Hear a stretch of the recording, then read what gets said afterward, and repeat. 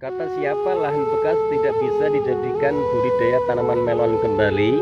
Kata siapa tanaman melon itu hanya bisa ditanam satu kali untuk satu proses lahan? Semua itu adalah mitos, teman-teman, salah besar.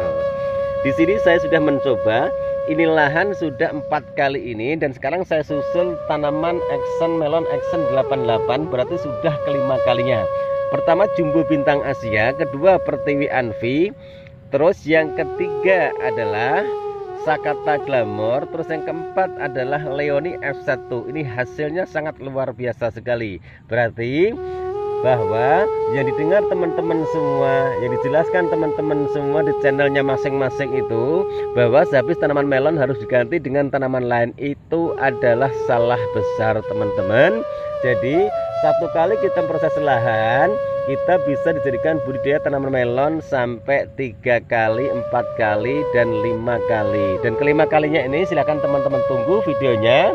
Bisa apa tidaknya? Berarti kalau bisa, semua itu hanyalah mitos. Jika teman-teman menyukai video saya, tolong bantu like, komen, dan subscribe. Siapa tahu video-video di channel Hari Petani Indonesia bisa memberikan edukasi, inspirasi, dan motivasi, dan bisa memberikan ilmu yang bermanfaat buat teman-teman semua.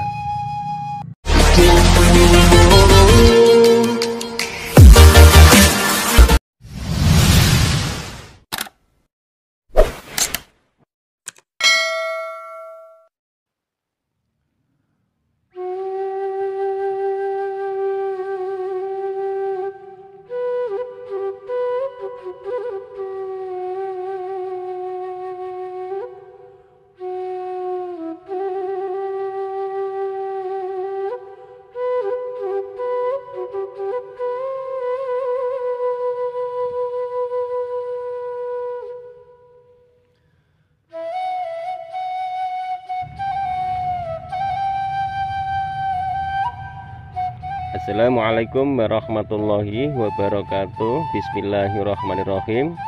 Allahumma sholli ala Sayyidina Muhammadin wa ala ali Sayyidina Muhammad. Berjumpa kembali dengan saya Hari Petani Indonesia. Pada kesempatan kali ini teman-teman, saya sedang mengupload video tanaman melon saya Leoni F1 yang sekarang genap berusia 45 hari setelah pindah tanam, teman-teman. Ini kondisinya insya Allah 25 hari lagi ataupun 18 hari sudah bisa dilakukan pemanennya. Ini alhamdulillah buahnya sangat besar sekali, dan yang ini juga sangat besar sekali. Ini ada sekitar hampir 4 kilo, teman-teman. Kadang-kadang ini bisa mencapai 4 kilo. Ini satu pohon saya buahkan satu, walaupun kemarin ada kesalahan pemupukan, tapi alhamdulillah saya masih bersyukur masih tersisa 200 pohon lebih. Misalnya satu buahnya itu 20.000.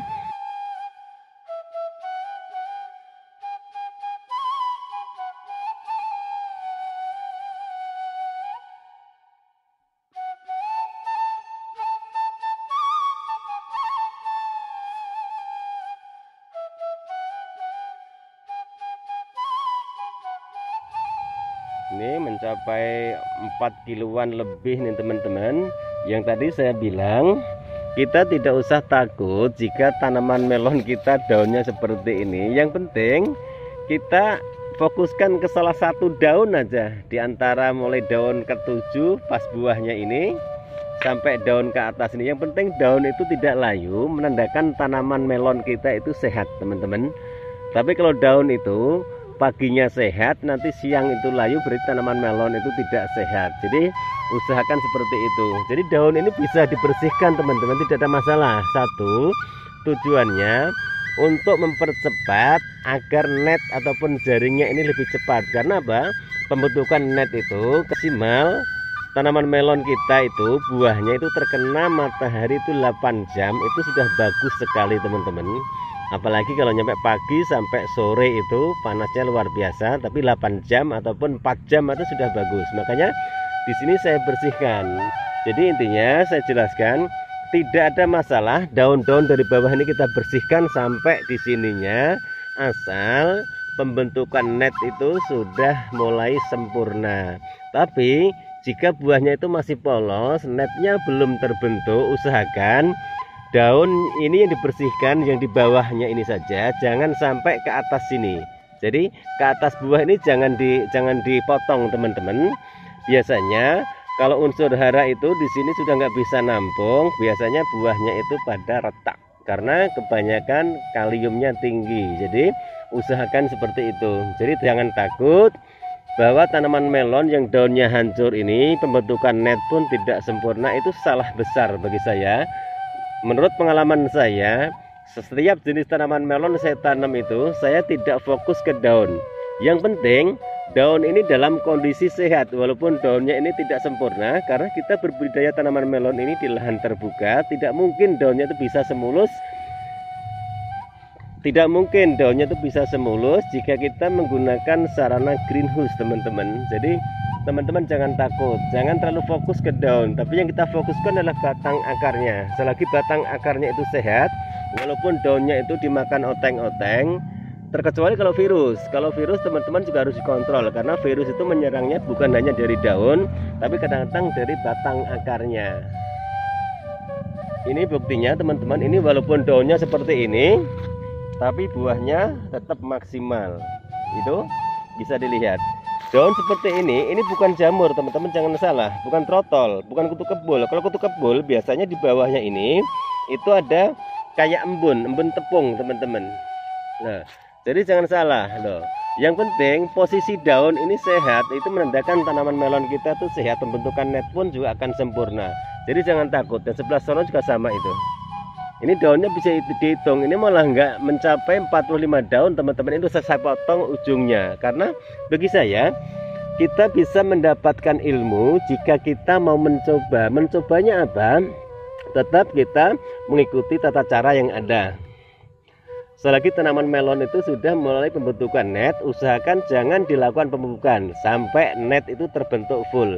Setelah itu silahkan teman-teman lakukan pemupukan, tapi usahakan di lubang yang berbeda. Yang sering saya contohkan ini, teman-teman sering nanya di channel saya, kenapa Pak kok lubangnya itu banyak sekali? Lubang banyak, di samping ini lahan sudah kelima kalinya untuk budidaya tanaman melon, karena setiap saya menanam tanaman melon di lahan bekas ini, saya selalu pindah lubangnya teman-teman. Contoh misalnya seperti ini. Ini Action 88-nya di sini yang baru kemarin saya pindah tanam, dan yang ini leoninya. Jadi tidak di bawah ataupun bekas tanaman melon leoni. Saya pindah di sini. Pada waktu itu sakatannya di sini. Terus yang kedua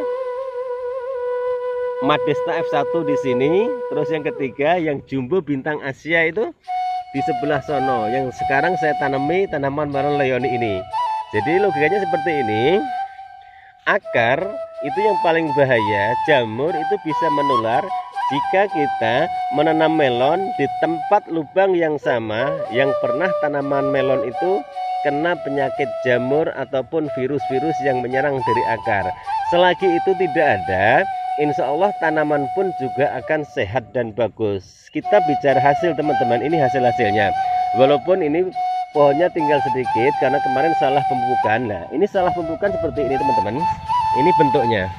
Ini pengaruh pupuk kimia, karena teman saya ajarkan untuk satu pohonnya itu hanya menggunakan 8 gram maksimal 10 gram. Tapi dalam satu tangki isi 20 liter air itu teman saya itu menggunakan pupuk bukan KCL, KNO3 warna putih ditambah NPK 1616. NPK-nya itu 1 kilo, terus KNO3-nya itu 1/4, bayangkan saja, berarti 250 gram untuk 20 liter air, dan sekarang dikocor di bawah akarnya di sini.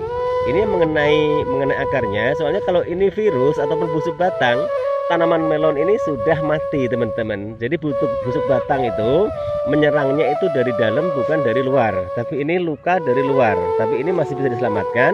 Dan yang saya cabut kemarin itu memang sudah benar-benar tidak bisa diselamatkan. Kalau pagi itu sehat, tapi nanti kalau siang itu layu. Jadi saya tidak suka tanaman yang nggak sehat seperti itu.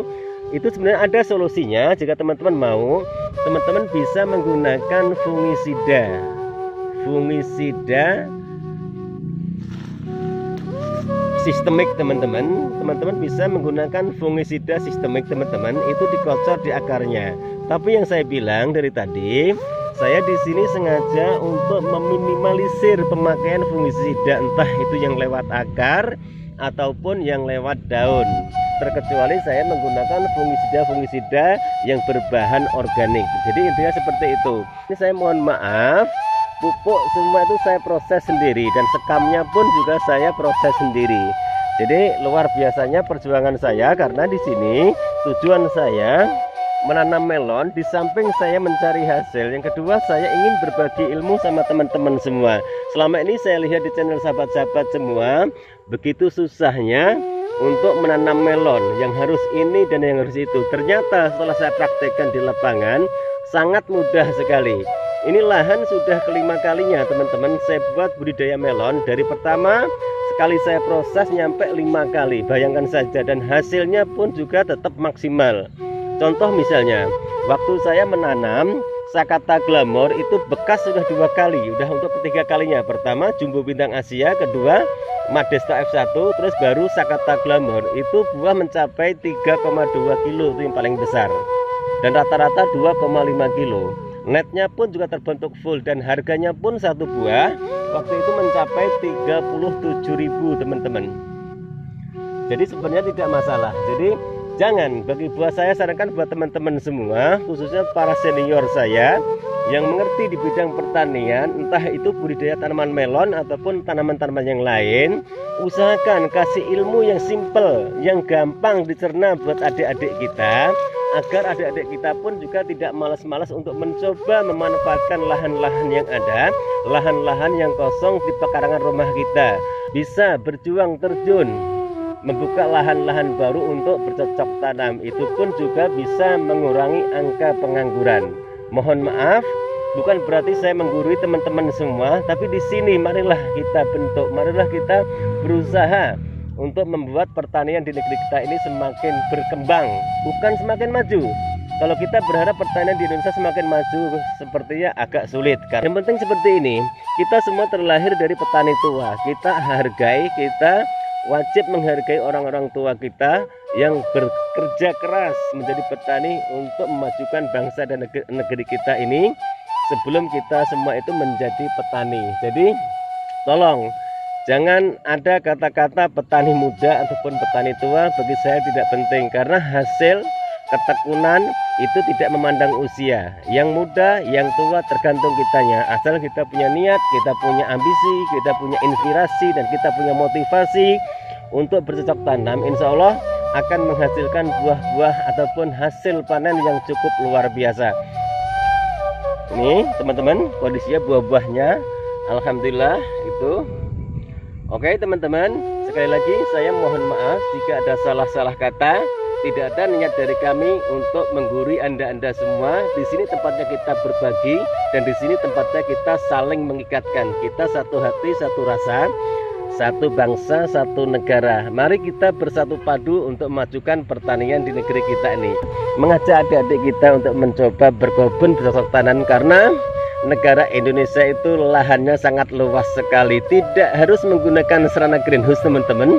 Mari kita belajar di lahan terbuka dulu. Insya Allah Anda akan mendapatkan ilmu-ilmu yang bermanfaat, yang insya Allah bisa bermanfaat juga buat orang lain. Wabillahi taufik wal hidayah. Wassalamualaikum warahmatullahi wabarakatuh. Salam sukses buat Anda. Salam sukses buat para petani di seluruh Indonesia.